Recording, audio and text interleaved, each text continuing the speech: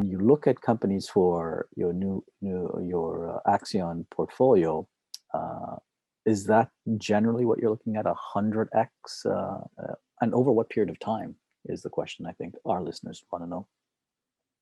Of course, obviously, because of the fact that the early stage investment is more of a riskier, I would say, process compared to, let's say, private equity firms or, later stage VCs where everything is validated, all the numbers and the growth is actually confirmed. And then you're putting more fuel into the tank, and maybe or maybe the better way to say it, you're putting more wood into the fire. The mentality at the earliest stage is different.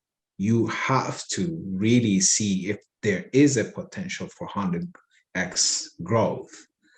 That when you have your investment spread on many portfolio companies, and if a few of them fail, you still have a good chance of providing good returns to your investments.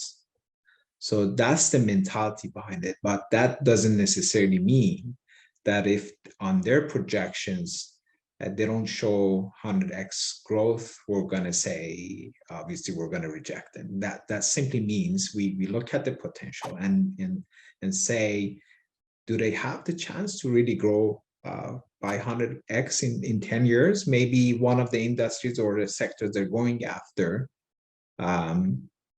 today, that maybe can give them 5x or 10x growth, but do we have a potential there where we can repurpose the technology and then maybe bet on bigger growth? That's how we essentially think about this. But then again, I want to put this out there as well. That please, indeed, yeah, would love your perspective.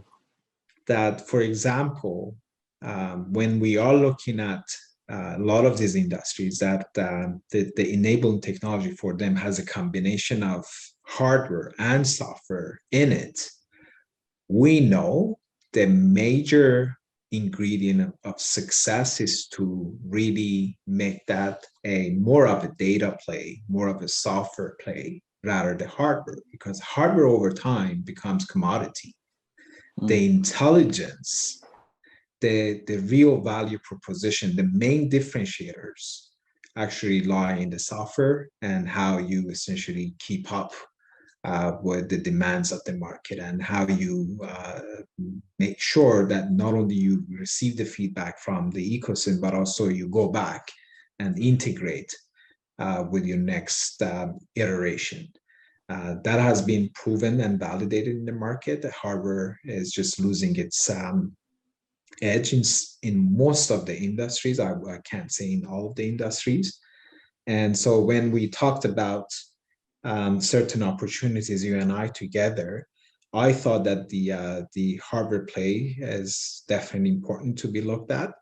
But the main differentiator is that how strong the team is understanding the potential of data play, and how they're capturing it.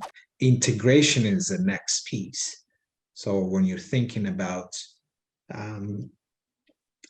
let's say, charging stations for autonomous cars in the future, how is that integrating back to the routing algorithm to make it more efficient, more even feasible for the type of a service that those autonomous vehicles will be providing?